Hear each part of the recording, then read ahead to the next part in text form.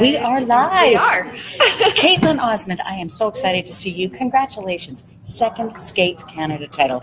You are just outstanding. Thank you. I want to talk about the Black Swan, seriously. First of all, I want to know where you got the hair thing, which I loved, the sparkly stuff. You look like a ballerina. You look like a proper prima ballerina. That was the word I was looking for. It's early. It's okay. I know. My dressmaker, actually, Josie Ann, she made the hairpiece for me. That's You know the second what? hairpiece for this outfit, actually. Is it really? Yeah. And then lots of gel in the hair? I know it's a dumb question, but honestly. A lot of hairspray, and you blow dry the hairspray so that it dries. And it's crunchy. It's crunchy. It was pretty gross. I couldn't get it out of the bun yesterday. Oh, I understand. Okay. Hi, PJ Katerina. How are you? Kaetlyn. Whoops! We fell over. Pardon me. I'll put the stand back up. There we go. Can you guys hear us okay? Hey, Doug. How are you? Doug Haas here. So anybody have any questions for Kaetlyn? You want to comment on her spectacular skating? Now is the time. And Elizabeth is watching from Ottawa. Ooh. I know. She is a hardcore fan. If you want to know what's going on, Elizabeth's got her finger on the pulse. Doug Hoff from Fort Lauderdale. And Paul Dorr, the other half of the content store. Hey, Paul, you're up. Thumbs up. Okay, so I want to talk to you a little bit about that program is so mature. It's so, you've always been a mature skater. It's not that, but it seems to have an extra layer of, I don't know what. I was completely transfixed. I could not stop watching. So what does it feel like skating it? I get the same feeling when I'm skating it. From the very beginning, it's the battle between the two swans, essentially. It's the white swan and the black swan, and it's the battle of myself because I am both the white swan and the black swan. And it's really fun to perform because the beginning of the white swan is just so innocent and naive and just doing what she's told pretty much. And the black swan is more evil and free and willing to push boundaries. And it's really fun to be able to join those two characters. So it does feel a little bit like that's you. By the way, Brooklyn says, congrats, Kaetlyn. Thank you. You know what? You should have been here in the building, Brooklyn, because honestly, it was fantastic. Andrea is so proud of you. And Genevieve is watching from New Brunswick. Thank you for joining us, everybody. So do you guys have any questions about the Black Swan? Do you think that it represents good versus evil in most people? It's showing that you need to embrace all parts of yourself. Okay. The good parts and the bad parts, just to be the person that you truly are. So Lance Vipond did that spectacular short program. And Lance, you are a genius if you're out there and listening. You still owe me a podcast, but really it's not about me here. And then Jeffrey Butler, was this your first time working with him in that capacity? He actually worked with my long program last year. I didn't know that. Oh, I didn't know that. Yeah. Sorry, Jeff. So what is it like working with somebody who has been where you would like to be, naming world champion, Olympic medalist? He's an absolutely incredible choreographer, and he's definitely pushed boundaries for me, embraced the balletic side, the more graceful side, which last year I struggled with a lot. It was a really hard thing for me to learn, and this year is a brand new challenge. But I absolutely love his choreography, and he knows how to mix the choreography with still being able to perform the best elements. Well, and Kaetlyn and I spoke yesterday about the fact that, I noticed little choreographic nuances that were just commenting, for lack of a better word, on the musical highlights. And that's what reminds me of a ballerina. Because a ballerina, you're engaged in watching the entire body, not just the feet, not just the whatever, but the fact that there are little details that are hands and head. Joseph Stewart wants to know, how did you choose that program for this year? Well, Swan Lake is something that I always loved to skate to when I was younger. I never actually got to have a program to it. And when Black Swan, the movie came out, I watched the movie and realized I like the dramatics of that movie, the dark side of it. And for the last couple of years, I kept asking for this program, and we kept putting it off for other reasons. I don't know why. Timing. Yep. And this year, it was the first program that Jeff mentioned. He's like, how about we revisit the idea of Black Swan? And I was like, yeah, I'm in. You know, it's so interesting. Now, tell me why you decided to stay with the short program. Because you started with something else. I did start. I started with summertime this year. I trained summertime in the summer. I saw it at High Performance Camp. Yeah.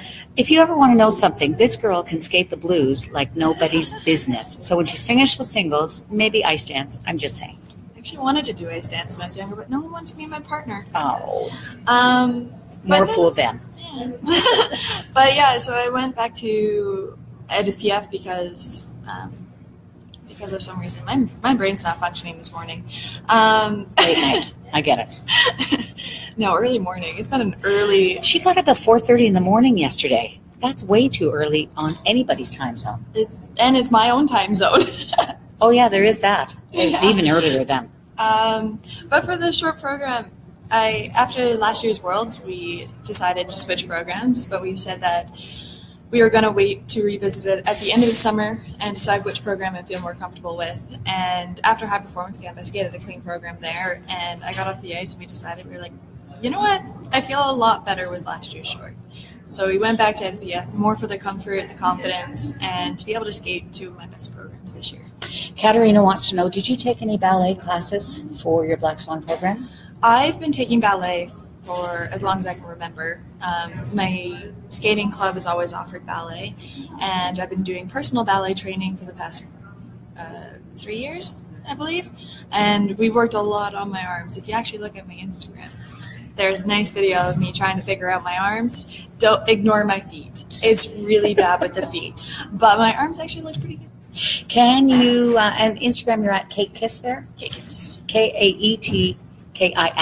Go now. No, don't go now. Wait till after the live, then go and check it out. And I'm going to repost it now that I know how to do that. How fancy I just figured that out too. It's okay. Instagram, you could make it easier on us, don't you think? Yeah. Between the repost and the, anyway, it doesn't matter. Twitter has retweet. Why can't it just be that easy? Re-Insta. That's what we'd like to know. Courtney wants to know, will you be making any changes to your program? Not that I know of. So just continue training. Just keep it training, and I want to get it better. I did a podcast recording yesterday with Caitlin Weaver and Andrew Poche, and Jamie Saleh came in, as she does. She had a great question, though. When you look at the report card from a program, do you sort of dissect it and figure out, I could have gotten a better level on this if I do this? Like, what impact does that report card have on your training for the next event? And you're going to France. I am going to France. Yes. Good food there. I hope so. I really enjoyed myself last year in France. But no, the report card, I know my levels. Okay. Sometimes if I don't get a level, like I missed a couple of levels here, I'll look at it and Ravina will figure out why I missed the level, and we'll focus a bit more on making sure that I'm either holding position longer, making the position more noticeable, or in the step sequence, making sure my upper body's moving, or making sure my turns are clean. I'm pretty sure I jumped one of my turns in my short, that's why I didn't get my level. Not supposed to jump turns if you don't know. No, not jumping turns. It's my specialty, by the way, and I'm not a jumper. But mainly that's the only thing we go through. And then obviously look at the component marks to see which parts I'm lacking in the most, improving on those. Cool. Lucia wants to know, who has inspired you? My biggest inspiration was my sister. She's the reason I got into skating, and she was always such a hard worker. Always pushed to be at her best, whether she did pairs, singles, or dance, because she did all three. Wow. No synchro? No synchro. Slacker. She made it to nationals in all levels. Did she really? Yeah. Wow, that's an accomplishment. And what is the age difference between you? 3 years. So enough for her to be really an inspiration. Yeah, and even now she's not skating, and she was one of the top of her class in school. She has a adorable little 3-year-old, and she's actually moved closer to me now, so I actually get to see her again. That's wonderful. This is a great question from Katerina. As often happens in skating, people skate to the same music. We've seen a few Moulin Rouges this year. A few Carmens. And now, yesterday at the free program, a couple of Black Swans back to back. Try saying that 5 times fast. Black Swans back to back. That is really hard. I know. You really got to pronounce it. And you really have to think about it. It's not my strong suit today. Anyway, so the cool thing is, what she wants to know is, does that as a competitor, does that make you think, are you thinking, oh no, there's somebody just after me just performing with the same kind of music? Does it factor into anything? With picking this piece of music, it doesn't surprise me that there is another one. It is a highly used piece of music. It's a great piece of music. Absolutely. But you definitely get to see the different styles of it. Mm-hmm. I find when people are skating to the same music, it brings out more character of the person, especially seeing it back to back. You see the styles of people more. So I'm okay with it. It is different on practices when you finish your program and you hear your music start again. Bit of a start. It's a bit of a start, but if I miss something, I could just go redo it. It's okay. So Doug Haw, level 5 coach. Hey, Doug, in Florida now. Great question, wants to know what Ravi's best asset is that contributes to your success. Oh, that's a good question. Yeah, I think so too. It's a really good question. It's an early question. Well, early for us. Ravi, I think where I've been with Ravi for 11 years, we've learned how to work together. He's watched me grow up because I was 10 when I met him. And he's brought me to many, many different competitions, figure out which works. He's seen me through many injuries, many great highs. But the biggest thing is just his calmness. He's always so calm. He never shows if he's nervous. And at competitions, I'm usually jumping off the wall, wanting to just get my program done. I'm so excited, and I just want to skate. And he makes sure that I do all my breathing, reminds me to do all my exercises that I need to do, and just even in practice, he's like, just do the same exercises, make sure that's the exact same thing you're going to do in competition. When people always want to know what gets said in the kiss and cry. I mean, I do my best to read lips like every other skating fan, but what exactly, when you first meet your coach at the boards, when you first met Ravi at the boards last night, what is the first thing that typically you say? Usually he asks me how that felt. Okay, that's a good question. And usually I'm excited, or obviously if I had a bad skate, he knows, he's just like, we're not going to go there right yet. But sometimes we just think about what I liked best in my program, what felt good. He, from the angle that he's at, he can't fully tell if I performed well. So he asked me, he's like, did you perform? How was the performance?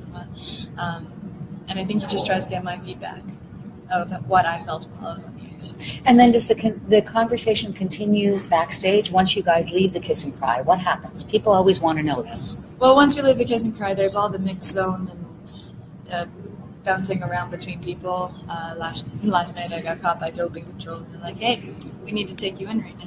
Of course. So before the TV interviews, before the print interviews?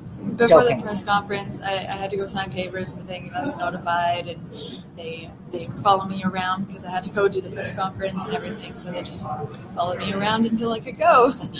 But with Ravi, we just, once the event's over, we just say, good job, it could be better next time, or just something to end the conversation. I don't know. Usually it's just good job, and we'll see what your marks say. We'll see what your marks say. Kathleen wants to know, do you have a favorite program for competing? Isn't this fun, by the way? I love being able to. Have you done this before? Not with instant feedback here. It's the best because you get a chance to really talk to people. Yeah. I know. What was the question, sorry? It's Kathleen. Hey, Kathleen. Hi. Chamberlain, it looks like. Do you have a program that you prefer competing? Is there one that you just like a short versus long, or I think just it's a style probably of program? Maybe my question. I'm going to add to it, Kathleen. I hope you don't mind. Over the course of your career, has there been a piece of music, a program, something that you just every day, bar none, you love to skate it, compete it? Well, this year, both my programs I'm absolutely obsessed with. I'm excited to actually train them every day. Some days some days less so. Some days less so, but I am excited to skate these programs and compete with them. I love. Main reason we went back to my short is because of how much I loved it. But thinking back, my Carmen program was probably my favorite. I love that one. Along with the Latin one that I did that year. And maybe my Bollywood program. That was a That was Different fun. one. Great costume on that one, too. Look it up. It's on the YouTubes. First year senior. Do you know what, though? That Black Swan program is absolutely outstanding. Thank you. Unbelievable. Speaking of outstanding, Aussie Skates. Nick, is that you? It's after 2 in the morning in Australia, and they're up with us. Woohoo! One silver person. How much confidence? Great question, Aussie Skates. And you guys better follow them as well. How much confidence does winning a silver medal at Worlds give you? It helps. It helps a lot. It gave me a lot of motivation throughout the off season. Sometimes during the off season, you just really don't have any motivation. Yep. You're tired from the year, and just getting yourself ready to go again is sometimes a little tough. But I didn't feel that this year. I was excited to go back to training. I was excited to learn new programs. But going into this season, I know it's going to be a tough year. It's Olympic year. Everyone's going to be pushing. Everyone's going to try to be at their best. And I know that I have to compete well to be able to compete at that level. So that kind of brings the confidence level down a little bit. But knowing that I have done it, it helps. You also have all of the tools in your toolbox, if you will. The great jumps, the wonderful speed, the power, the charisma on the ice is spectacular. If I had a silver world medal, I'd probably wear it everywhere, including the grocery store. What about you? Where is it? It is in my room. I'm pretty sure it's actually in my nightstand table. Okay, so do you look at it every so often? Every now and then. I would look at it. Another great question from, where did it come from? Courtney, it may be too soon, but we're going to see. Is it too soon to talk about after the 2017-2018 season? Well, who knows what each season brings. But after everything that's happened in the last couple of years, I missed a year between the last Olympics. Yep. The year after that, it didn't go well. So really, I've only skated 2 seasons since the last Olympics. So it's hard to say that I would be done. Mm-hmm. I'm hoping to be able to continue competing. But at this point, it's I'm planning on still competing. But we'll see what happens. We'll see if the body holds up. Being 21 is getting hard. But I'm working really hard at it, so it's okay. Kaetlyn's talking to me about being 21 and how hard it is. It's okay, I forgive you. Aussie Skates loved your answer, by the way. What is your favorite jump? And that comes from Noemi. Hi, Noemi. We talk on Twitter all the time. Twine. Twine. Twitter time. Twine. What is my favorite jump? My flip toe is probably my favorite jump. It's so much fun. Like flip on its own is a lot of fun to do. But doing it as a combination, it kind of feels like you're floating. Is that the one where you do a series of sort of mohawks going into it? I love that. Where did that come from? Is that how you first learned like a single flip and a double flip as well? No, it came when I was learning triple.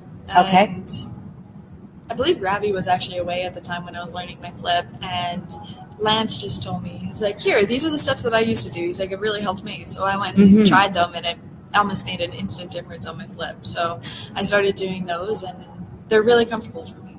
Well, and you get amazing height and, whatever you call it. Maybe a little bit too much distance yesterday. I ran out of room on the ice. I wondered about that. But sometimes I'm never sure, because sometimes the angles and stuff when you're looking at stuff, because I jog between the screen and the ice, and screen and the ice. Mind you, there's like a 2-second lag, so it's a little bit crazy to do that. Especially when you're looking down and then up, because you see it twice. Yeah, that's true. That's what I like to do, is relive the good parts. MB Gabriella loves you. Aw, thank you. That's very nice, and everybody loved your performance. Okay, guys, we're going to wrap this up in about a minute's time, so if you have any questions for Kaetlyn, I know I have one. Gala's coming up today. Show skating versus competitive skating. What's the difference? Show skating is just so much more fun. I love competing, obviously. I love the performance and the adrenaline that it gives you, but show skating is so much more relaxing. You're not being judged on anything. You can do whatever you want. I'm skating to Iconopop today. I love it, and it's just upbeat, brings the audience in, and it's just a lot of fun. Tell me about on Twitter at Kaetlyn_23. Why 23? I have no idea. Oh, just was the number they said was available? No, I was probably watching One Tree Hill, and that was the guy's number on his basketball jersey. I don't know. So that's just what happened. It's just when I was making my Twitter, that's the number I wanted. So you just went with it. Yeah. Okay. Soon I'll catch up to it. Noemi, have you ever run into the boards? I mean, you were a little short on real estate in that combo yesterday, but have you actually ever hit the boards? Not if I've landed it. Or done a Chan special, as I like to say. He does have an affinity for the boards. Yes, he does. And he's upright. There's no reason for it. Yeah. At home, I've gotten close. Ravi doesn't like it when I'm that close, so he's usually telling me to get away from it. Last year, one of my competitions, Worlds especially, but I think it was in China last year, I got really close to the boards, and I almost had to like swoop away from it. I was looking at it, and I was like, oh, okay. That's not good. But no, the only time I've actually like hit the boards is if I fell. Like I did in my short program warm-up on an axle. I don't know what happened. Really? I hit an edge on my landing, and I just slid, and I was lying there, and I was like, what just happened? You know, and as skaters, we're all used to what happens like when you hit a rut. Mm-hmm. I am, one of my secret things, I am obsessed with pair skaters doing lifts. All I can think about when the boys are doing those mohawks, all I can think about is them hitting a rut. Uh-huh. That's all I think about. Those ruts, they can be bad. They can be terrible. Okay, I'm waiting for one last question, and then we are out of here. Anybody got anything? I love the love, by the way, that's going to I know, it's really great this I morning. know. It is really great this morning. This is the latest morning I've been able to wake up this week. It's glorious. Considering it's 9:15 when we started, that's not very late. I was already asleep and awake again by this time yesterday. 4:30 in the morning. Do I even want to know? Practice at 6 or 7? 6:30. 6. Oh, so I had to wake up and. Well, I had to wake up, so that's the main reason why I had to get up so early. And then there was the hair, and there was a brand new hairpiece, so I had to like test out the hairpiece in the morning. And then you can't do the hair and not the makeup. No. Because then you just feel lopsided. Yes, but it's unbalanced. Yeah. So then I had to put the makeup on. And you know, the interesting thing, what people don't know is that there's quite a warm-up process, even if you're just doing practice. Like you've got off-ice warm-up, you've got all these things. And if you're at a live event, and I recommend you come sometime, you will see the skaters in their costumes the last practice before they're short or they're free. And that's partly to help the judges identify who's doing what. It also helps you make sure that everything Then make is sure working. that the outfits are comfortable. Yeah. I do a lot of simulations at home, so I get used to wearing my dresses a lot. Yeah. But especially that morning, it just kind of like puts you in the feel for it. Yeah. Yeah, I think that it's great. Okay, guys. Well, thank you so much for joining us on this Sunday morning. Kaetlyn Osmond. Blow them a big kiss. See you soon. Bye.